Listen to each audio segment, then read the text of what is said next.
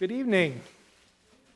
Hi, my name is Corey Schaus. I'm a professor of Hispanic Studies and the director of the Latino Latin American Studies program.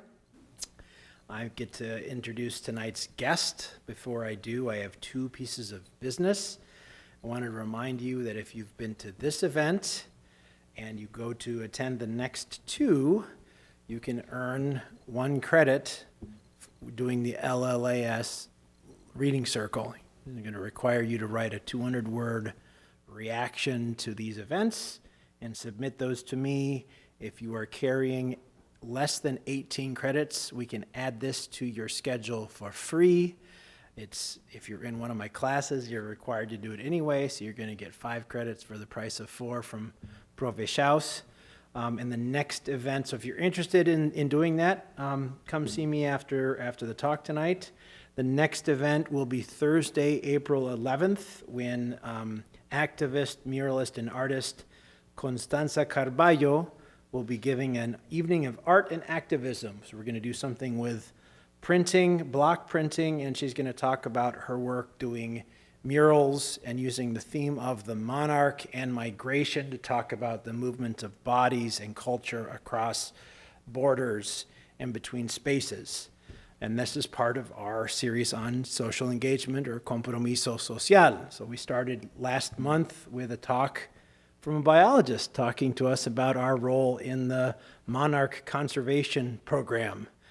Tonight's talk is by Lucas Rapisarda, who is a PhD candidate at the University of Minnesota. Before I introduce Lucas, I want to read our land acknowledgement and recognize that we stand on stolen land. The land we gather on today is the traditional homeland of the Dakota and the Anishinaabe peoples. We honor and respect the indigenous peoples who were forcibly removed from and who are still connected to this territory. There are over 29 Native indigenous students at our schools from different nations. St. Ben's Monastery and St. John's Abbey used to operate boarding schools for Native children to forcibly assimilate them. Now, students, faculty, and staff are working to repair relationships with our Native neighbors. I open this space for continued discussion about the intersection between where we live and where we're from and the resources we have at our disposition. And in that light, I need to introduce Lucas. Lucas Rapisarda is a PhD candidate from the University of Minnesota in the Conservation Science program. Got that right. He's got a super interesting career path for students that are your age. He's done all sorts of cool stuff, a degree in chemistry from the University of Wisconsin-Madison. He did a stint with Teach for America in the Mississippi Delta that also got him a master's degree in environmental. It's actually flipped. I got the master's in chemistry, and then wildlife ecology was my undergrad. I thought I had it right. Okay. All right. Well, the cool thing is the common thread in his work is there's a trajectory and an interest in science education and community engagement. At the University of Minnesota, he's researching the intersection between science, race, and education and the environment. He's focusing on the history of conservation through a critical race lens. Tonight he's going to talk to us about his program, Nature for New Minnesotans, which is an outdoor education outreach effort that encourages minority groups and other new Minnesotans to embrace the great outdoors. So it is my pleasure to introduce and welcome Lucas to our campuses. Thanks. Hello, everybody. So my name is Lucas Rapisarda. My pronouns are he, him, his. And as Corey just said, I'm going to be sharing with you all today the program that I run at the University of Minnesota called Nature for New Minnesotans. Here's our agenda. I'll start off really quickly. I'll just share a little bit about myself and then how I actually ended up here in Minnesota.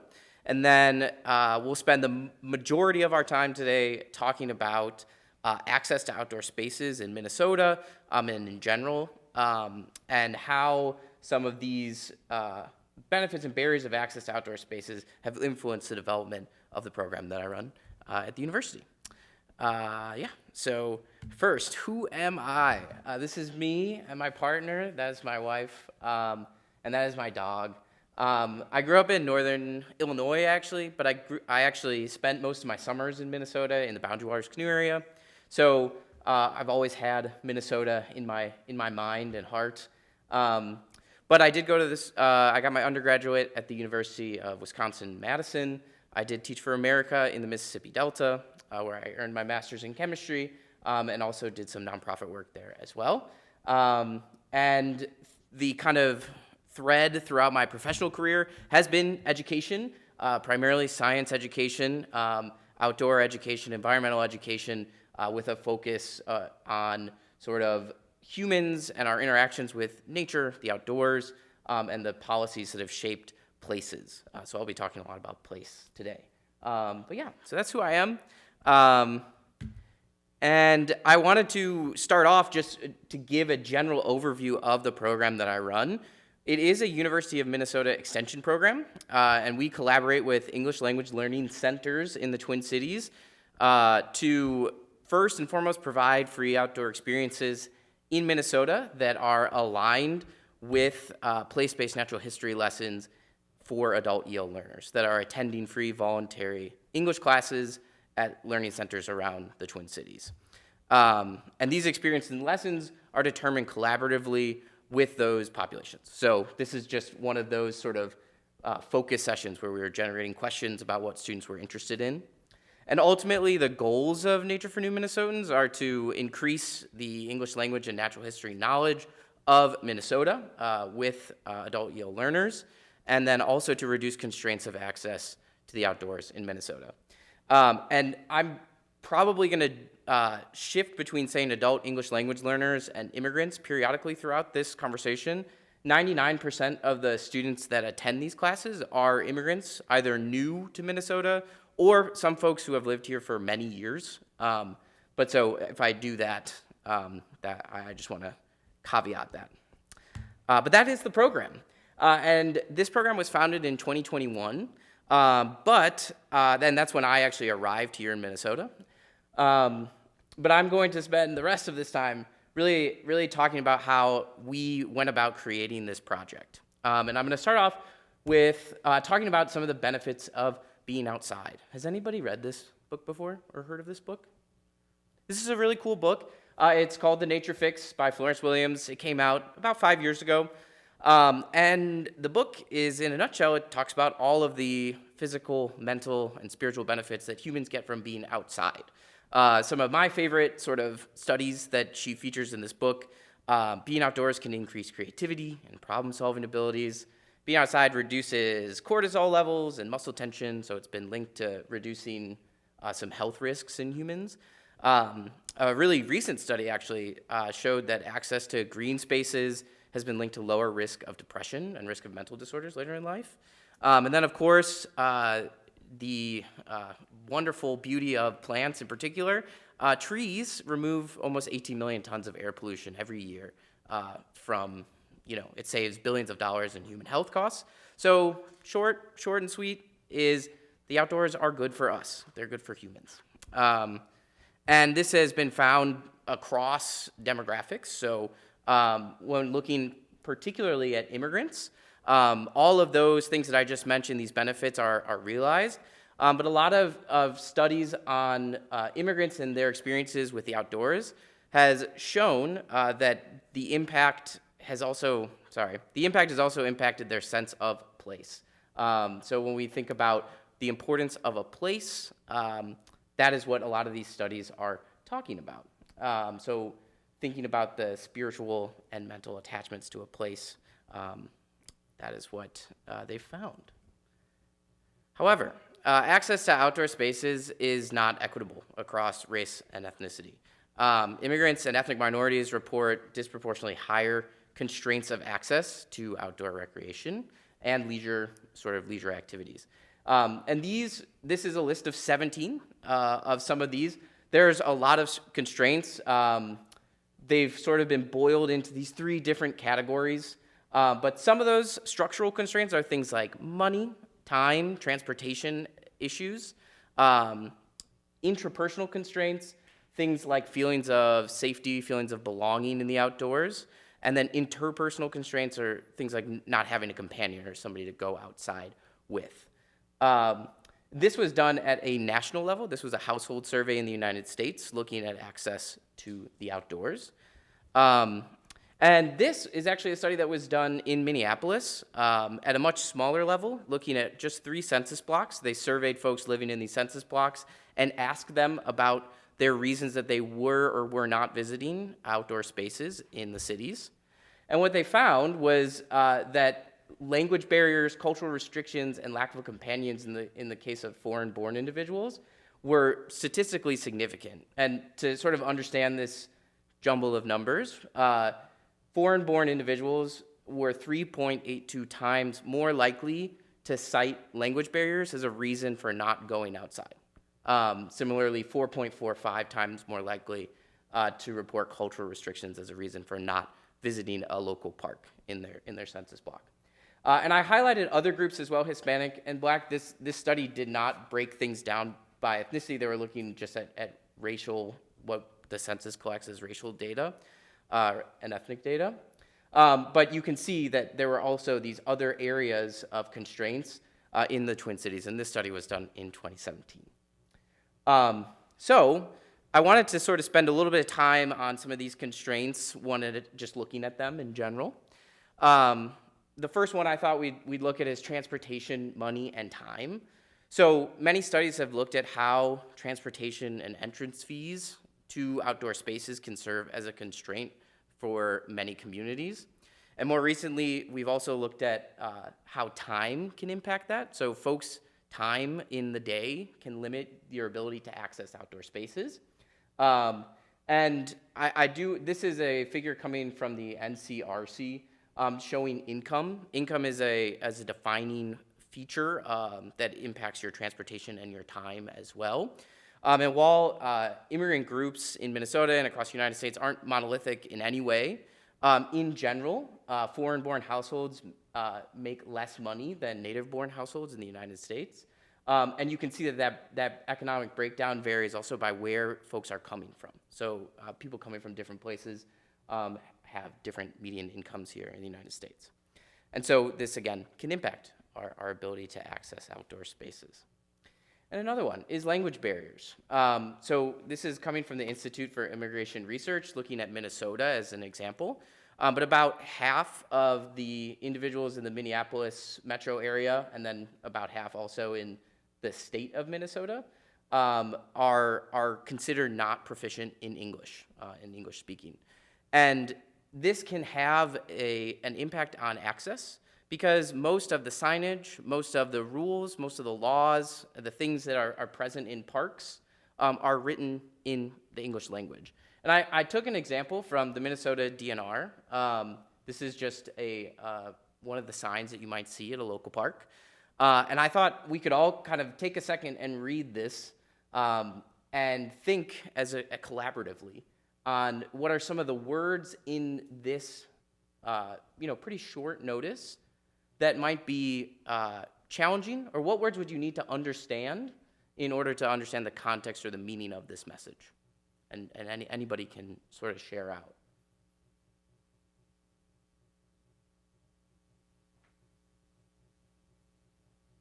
And it doesn't have to be words too. It can be parts of just the design of the sign in general. Yeah, what does the word hitchhiker mean? Right? Very good. Anything else?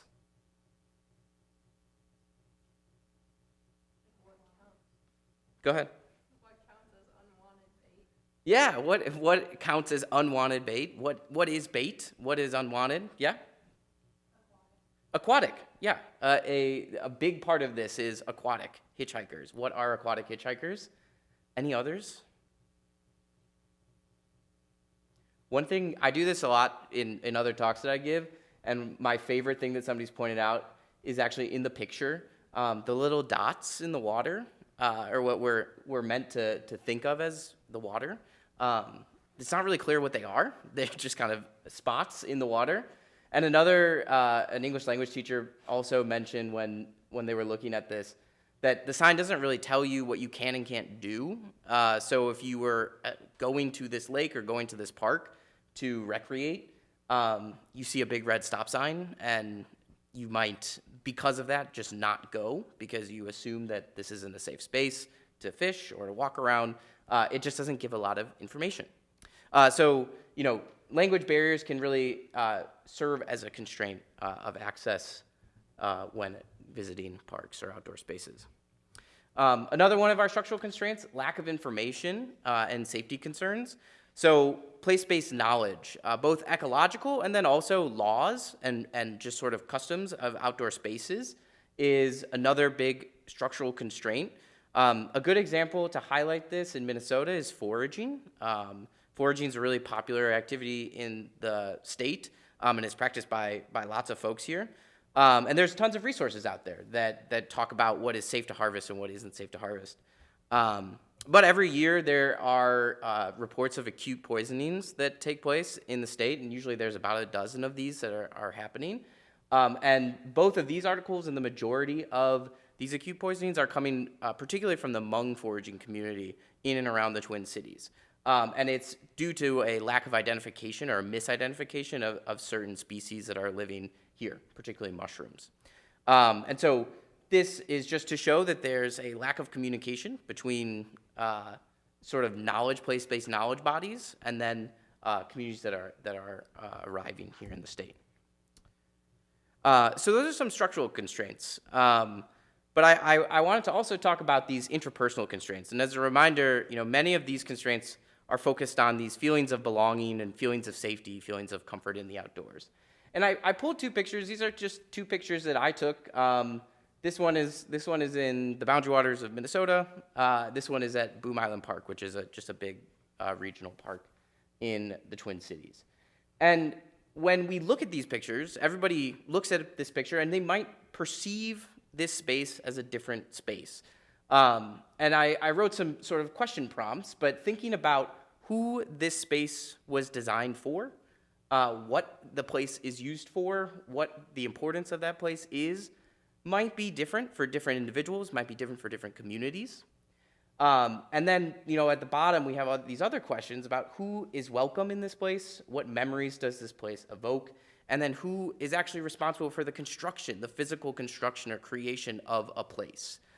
These interpersonal constraints really challenge us to think about these spaces and how they're perceived by individuals.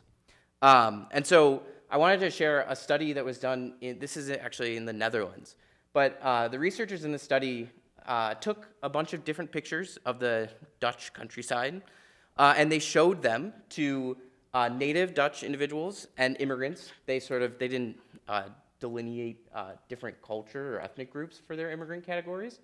But what they found was that immigrants and native Dutch had different preferences for these images. They actually ranked these images differently in terms of how comfortable they would feel visiting that place or how likely they would be to visit that place. And so, we see here another example, and this is again coming out of the Netherlands, that looks at non-immigrant Dutch, Turkish immigrants, and Chinese immigrants, both in urban and rural areas. And you can see that they were asking them in this study how often they visited outdoor spaces, sort of green spaces in the Netherlands.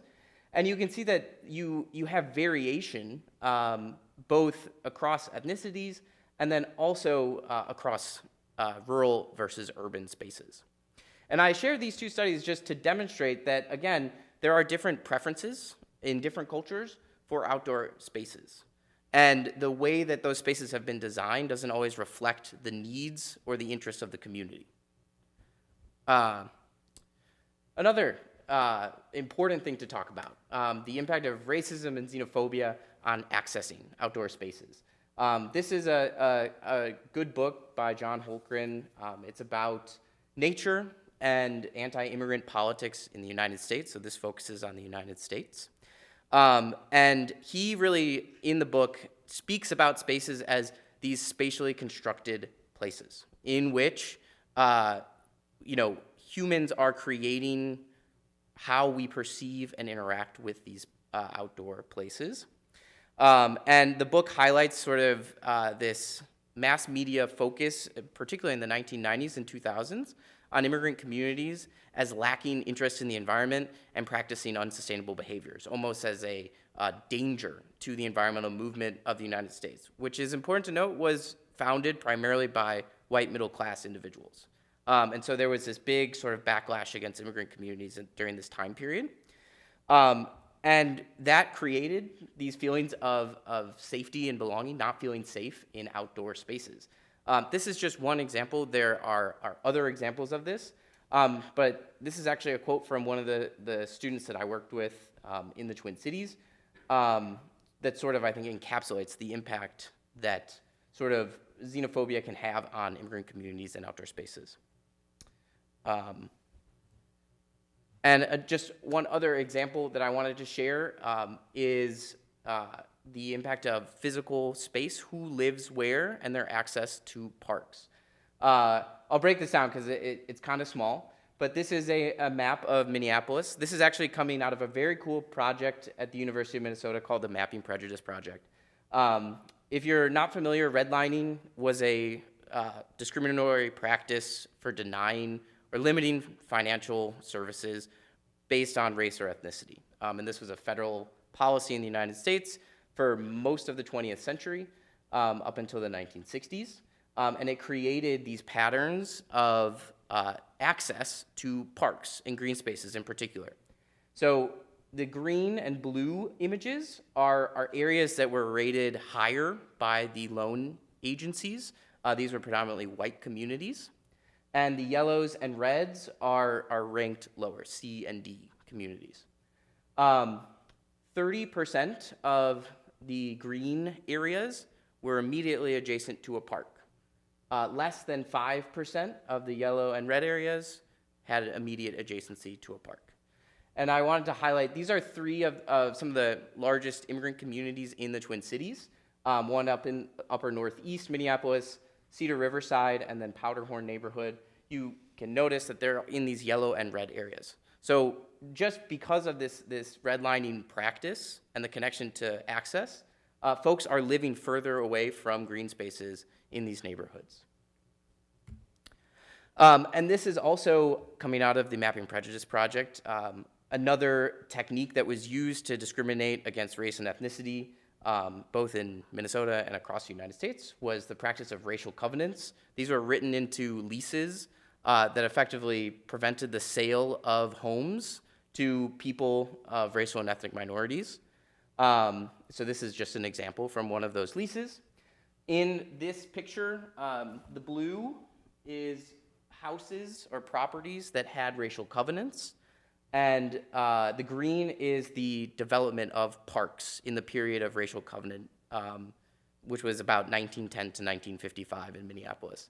The Minneapolis Parks Department actively worked with racial covenant communities to develop parks alongside those neighborhoods. And again, I highlighted our now predominant immigrant communities in Minneapolis just to demonstrate again the lack of the development of parks during that period in these spaces. So we can think about these constraints, the structural and these interpersonal constraints, through the lens of ecological systems theory. And this was a theory developed by a Russian psychologist, Yuri Bronfenbrenner. It's a fun name to say. But the individual, the person in the middle, is sort of influenced by all of these overlapping systems that have an impact on their experience. So if we're thinking about that individual accessing spaces, they're impacted by these hierarchical systems. Oftentimes, these systems are power-based and hierarchical. And I like this last one to point out the importance of time as well, that time is sort of this overarching concept. We don't have to get philosophical, but there is an impact on time and how we perceive spaces and how that individual experiences them. I really like this figure just because it dispels the idea of individual choice as the exclusive reason for disparities in use of outdoor spaces. There is a strand of thought that is sort of a deficit model in which people would argue, well, folks just don't want to go outside, and that's why there's this disparity in access. And this figure really dispels that there are these constraints of access that make it harder for an individual who doesn't look like me, that isn't a white cis male, to access outdoor spaces. It also dispels the myth that folks aren't actively recreating and using those spaces, and they have to just negotiate these different systems in different ways. So that is a whirlwind overview of some of the benefits and barriers of access to outdoor spaces, and it sets us up for sort of talking about this program and where it came from. So, as mentioned, Nature for New Minnesotans is a program that seeks to offer place-based natural history to adults. But believe it or not, in the state of Minnesota, that actually already exists. Is anybody here familiar with the Master Naturalist program? Oh, cool. Are you a Master Naturalist? Oh, awesome. Well, welcome. It's good to see you. Cool. Congratulations. So you know about the Master Naturalist program? It's a wonderful program. It was founded in 2005. It was designed for adults in Minnesota to learn about the natural history of the state. It now has chapters all over Minnesota. That's what these green blobs represent.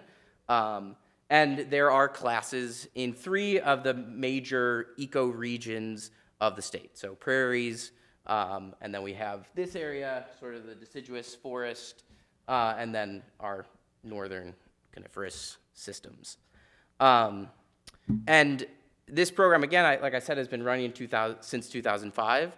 But back in, I want to say, 2017 or 2018, they conducted an internal demographic survey of who was participating in their program, and they found that they were not serving all adults in the state, that effectively the majority of participants, 95%, identified as white. They were primarily older. About a third of them had master's degrees, so a very educated group, and above average income, so about $65,000 to $70,000 in income. And again, this program was serving those folks very well, but the program was looking at ways to actually serve all the adults that were working and living here in the state of Minnesota. And it was during this time period that they actually had a master naturalist who was an English language teacher asked to use that curriculum in their classroom, in their English learning classroom. And that was sort of where this idea of Nature for New Minnesotans came from. But what this teacher learned, well, I think that they already knew, but what Master Naturalists learned from that initial sort of experience was that immigrants in Minnesota is an incredibly broad category that really is an incredibly diverse group of individuals. This is coming from the Sahan Journal. I think the data's a little old. I think it's from 2018 or 2019, but it just shows the top heritage groups in Minnesota with significant immigrant populations. You can see here that we have population of immigrants born in the U.S., born outside of the U.S., and then another look. This is from an English Learning Center in the Twin Cities. In the year 2023 alone, they served folks from 111 different countries. And these individuals are coming in with very diverse educational backgrounds. Some are master students that have backgrounds in engineering that are coming to the United States for work. Some are refugees from Afghanistan or the war in Ukraine with mixtures of educational experiences. And some are folks who have lived in Minnesota for many years, 15 to 20 years. So in any one classroom, you can have this incredibly diverse makeup of students. And so when the Nature for New Minnesotans was actually awarded funding in 2021, that's when I arrived. And I started to, I was tasked, this was my job, was to design this program. And so I spent a long time, about 6 to 8 months, researching other program models. What had other folks done to engage with immigrant communities around the United States, around the world, in outdoor experiences? And I found a couple. There are lots of examples. Most of them focused on direct experiences, is kind of the term that I categorize them as. Essentially, it was taking folks out into the outdoors and giving them free access to various activities in outdoor spaces. largely addressing those structural constraints of access, things like transportation and money, time. There were fewer programs that were more education focused and looking at some of those intrapersonal constraints of access, so talking about feelings of safety and belonging, addressing those concerns amongst individuals. And then the most effective programs were community-based. They worked with the immigrant communities in each of their examples. This one is actually in Minneapolis, a fishing initiative with the Hmong community in Minneapolis. That was one of the examples that we found. But we only found one, a single program that actually was operating out of an adult English learning center. And I'll share a little bit about the makeup of these adult learning centers. They really are these cultural brokers of knowledge. They're often the first place that immigrants are instructed to visit because they offer a multitude of services for housing, job searching, English classes, a sense of community. And so they serve many functions. And that's one of the big pros of these spaces. They're also already embedded within these immigrant communities. And they offer free voluntary classes. So folks are actively attending these spaces.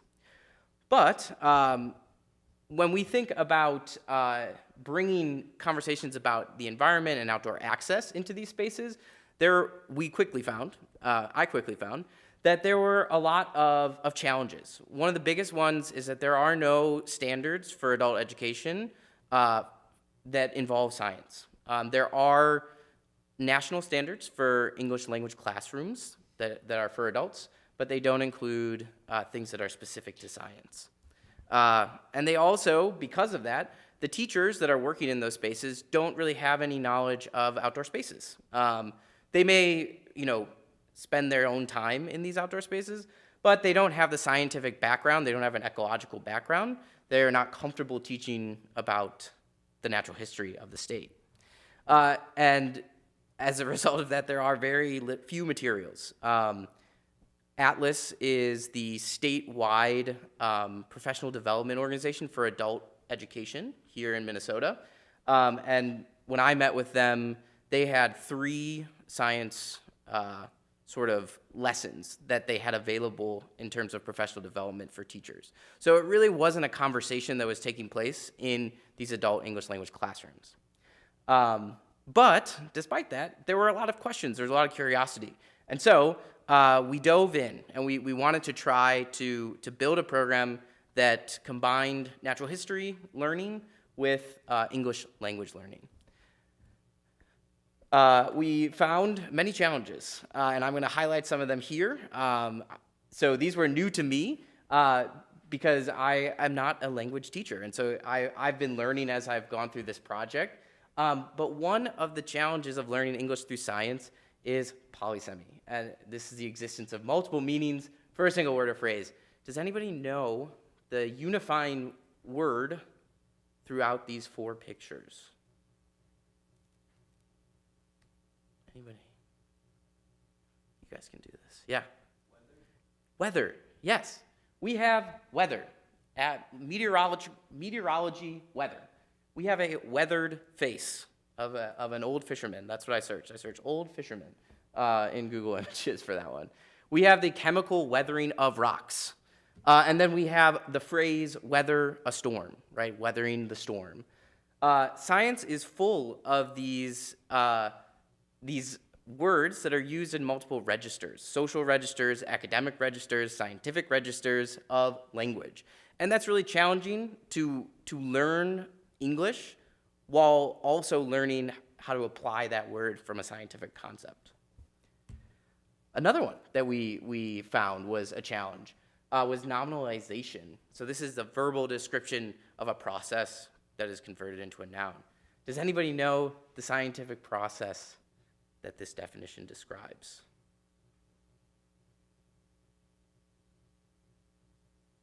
Yes, I heard it whispered. Migration.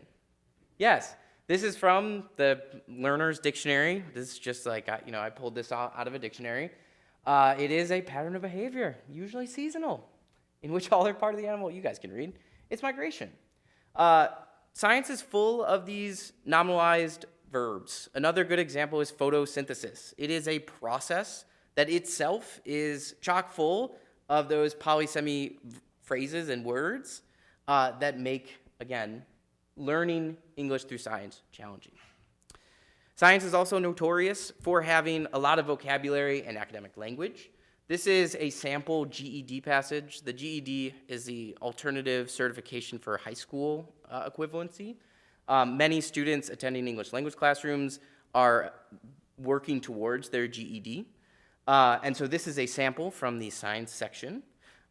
We won't read this as a class, but take a moment and observe some of the words that might be challenging to sort of grapple with in this, I think it's about 5 sentences. If you run this through a lexical density calculator, I learned about these like 2 years ago and now I use it all the time. It just takes the number of content words and compares it to the overall words in a text. And this passage was about axial tilt has a lexical density of 56%. So that means that over half of the words in this pretty small passage are scientific words. Again, a challenge of learning English through science. So we, through, again, a series of 3 years, we've now been working on this project. We have worked towards addressing a lot of these challenges. We have worked to address the structural and interpersonal constraints of access to outdoor spaces. And then we've also worked on that English language component as well, quite a bit. And I wanted to share with you sort of the model that we now use. There are 4 pieces to this puzzle. And I'll start off in the upper right corner. Adult English language learners are probably the key part of this because the curriculum, the modules that we develop are all based off of direct input from adult English language learning communities. When we go in, and I'll show you this in a second, when we go in to develop a new unit with these classrooms, we have listening sessions with students and ask them what they're already doing in outdoor spaces in Minnesota and what they'd like to learn more about. So through that, we've developed 3 modules. One is on climate and seasons, one is on fishing, and one is on foraging in Minnesota, so looking at plants in Minnesota. But they're integral because they sort of drive what we talk about and how we design our lessons. And then we also have our English language teachers. The English language teachers work with me and work with their classrooms to actually administer our curriculum materials that we develop, and they help build those materials with me.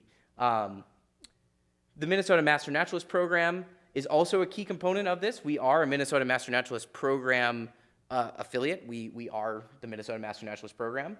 And they come with a ton of place-based knowledge about local environmental natural history ideas. They know where to go to see certain things. They know how to talk about native plants, native animals that live here in the state. And they are a huge volunteer body that exists. And then lastly, we have environmental educators.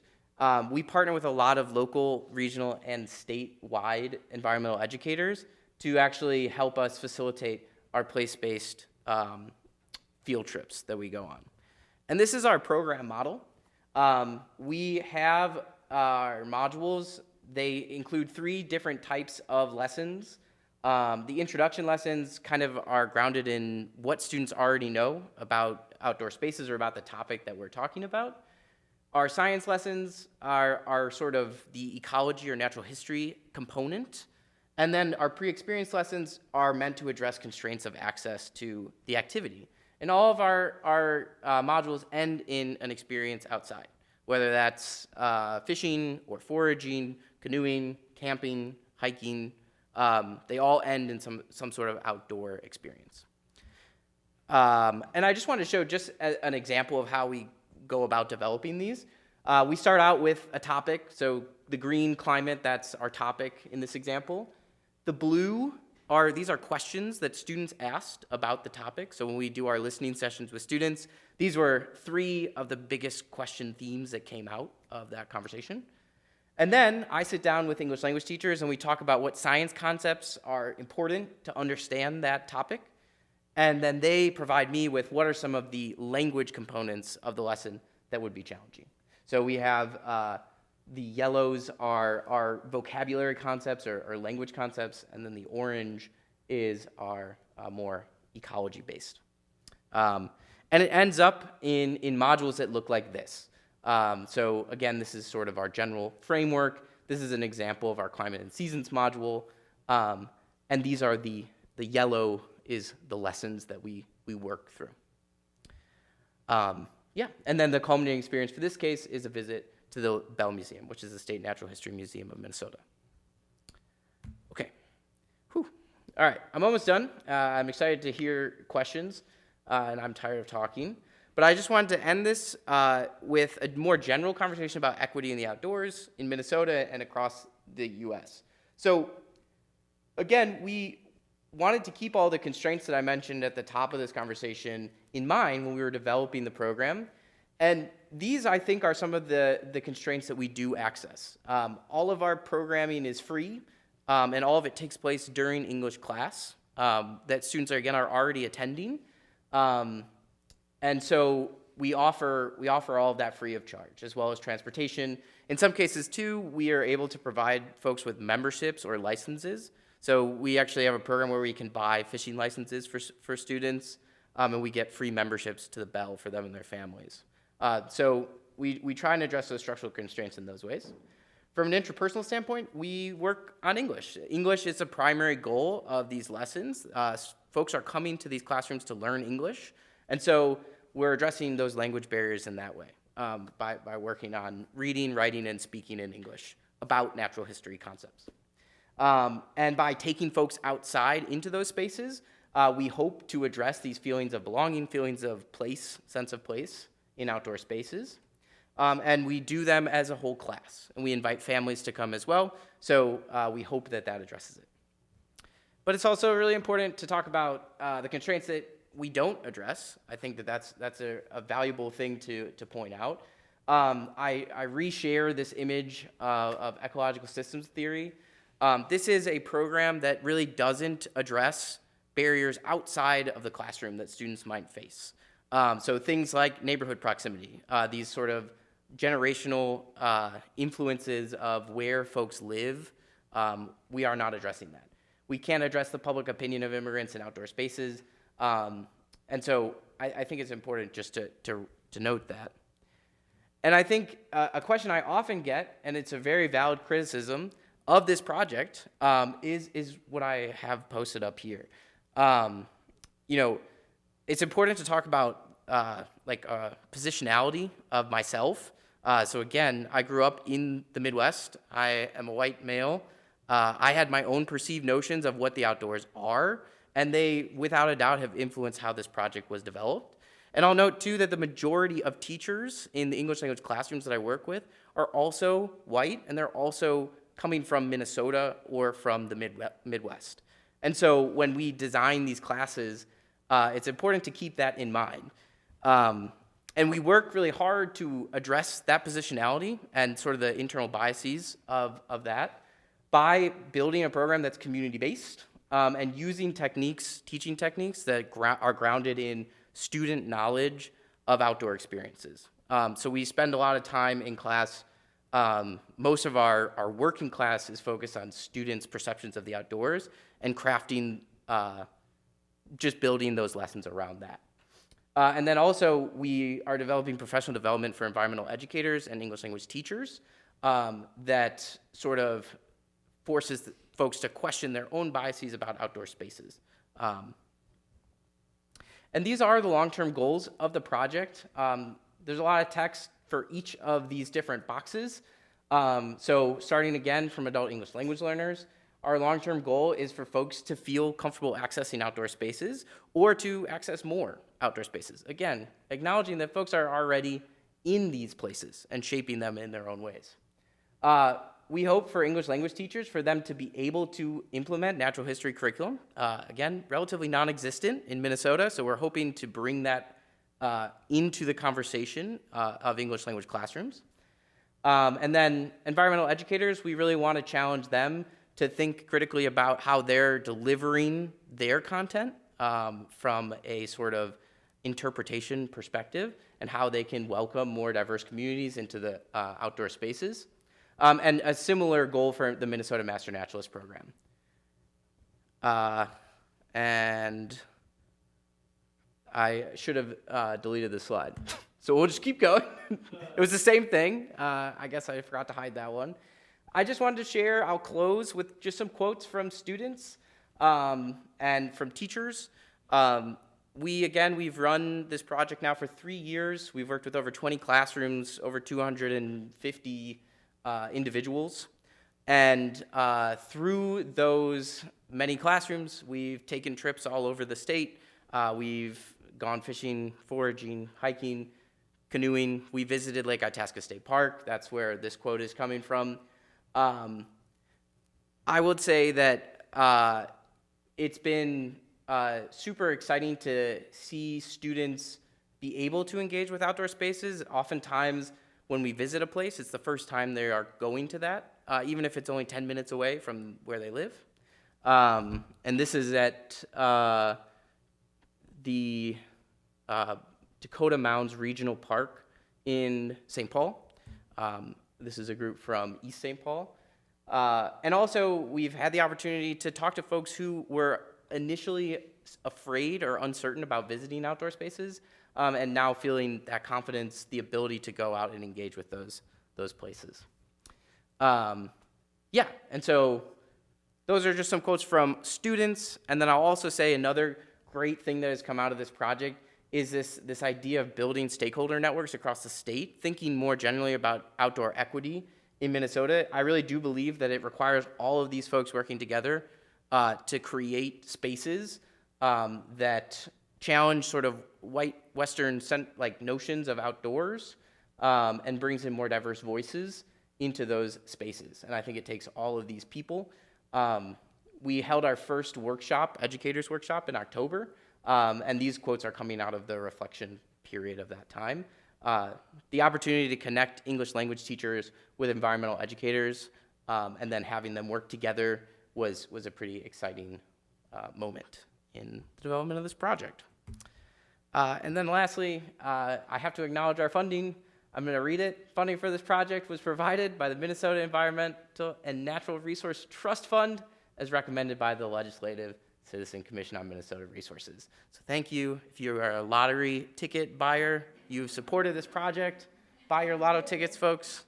And that is all. So thank you. Thank you so much.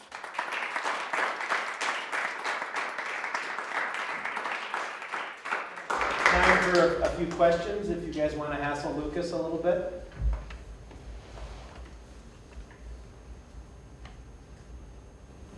This isn't really a question, but just a fun fact when you mentioned the racial covenants, like in Minnesota, in Minneapolis, like a group in one of my honors classes, their senior project is they're mapping all of the racial covenants in St. Cloud. Yeah, and seeing how really that cool. relates to the access to parks and schools and stuff like that. Yeah, that's awesome. That's a really cool project.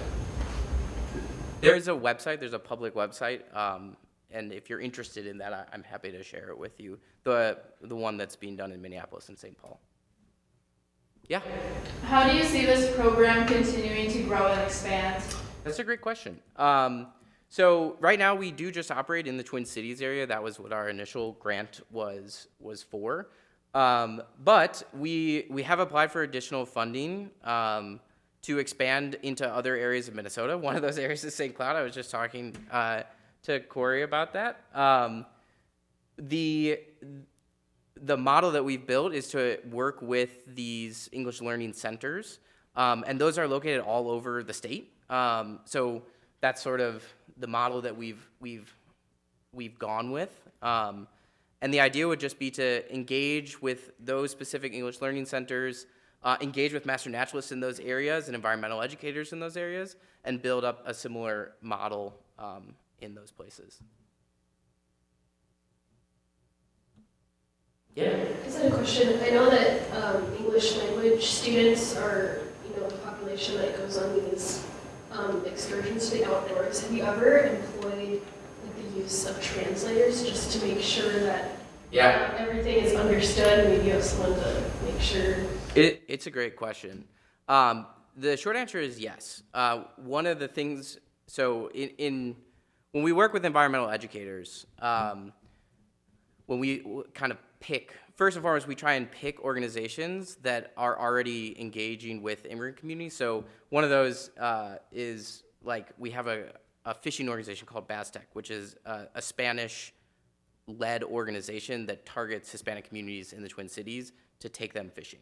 So one of the first things that we try and do is just engage with organizations that are already working in these communities.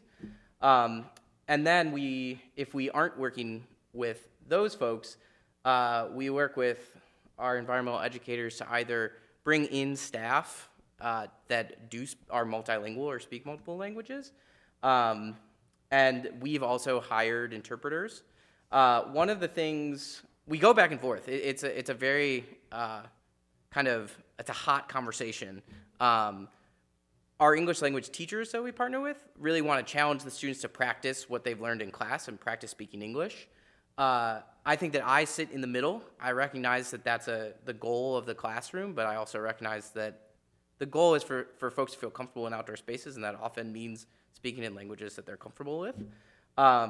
So it is kind of like we're still trying to figure out what the best model is for that. I will say that oftentimes in the classroom space, English is the only shared language across all the students, which is another challenge because then you have to hire folks, many interpreters, and that can become very cost prohibitive. But yeah, it's a really good point. I think if this project were to continue on for many years, what I would love to see is students that are taking these classes would work for this project and then sort of serve as ambassadors on some of these field trips. Yeah, but that's a great question.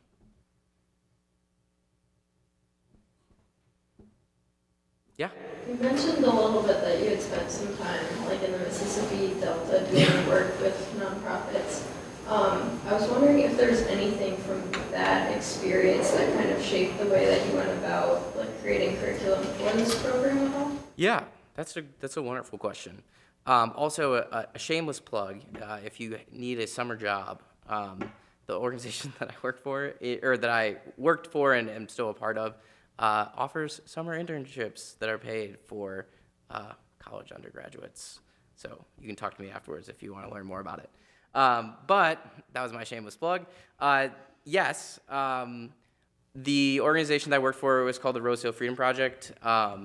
It is a youth advocacy organization that's sort of grounded in the ideas of the 1964 Freedom Summer movement that took place in Mississippi. So we have a focus on civil rights, social justice, and educational equity. And so I think that what I learned from that space was sort of how to radically reimagine what a classroom could and should look like. And it's interesting because this is my first time working with adults. I was a teacher. I taught for 7 years, high school and middle school.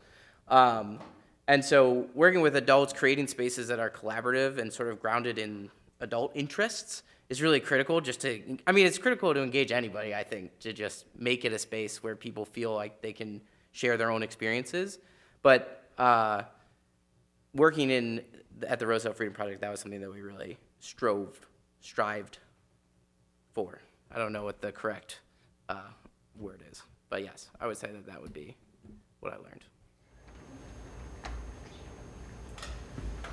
Well, let's give Lucas one more round of applause. Thank you.